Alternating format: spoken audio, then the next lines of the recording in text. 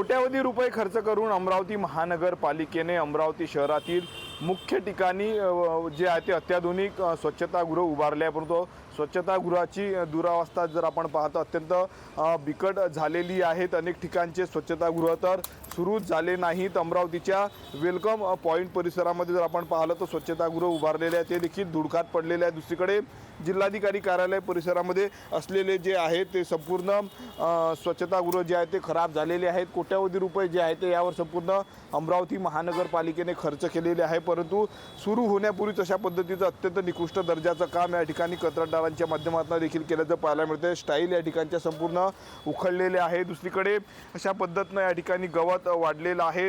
रात्री जर आपण पाहिलं तर आंबीट शौकीनांची मोठ्या प्रमाणावर गर्दी असते। दुसरीकडे पाण्याची टाकी नाही, त्यामुळे संपूर्ण हे स्वच्छतागृहात जे आहेत ते लाखो कोट्यावधी रुपये जे आहेत ते सरकारचे महानगरपालिकेचे जे आहेत ते वाया गेलेले आहेत। त्यामुळे हे केव्हा सुरू होणार असा प्रश्न निर्माण झालेला आहे। स्वप्नील उमाप, TV9 मराठी, अमरावती।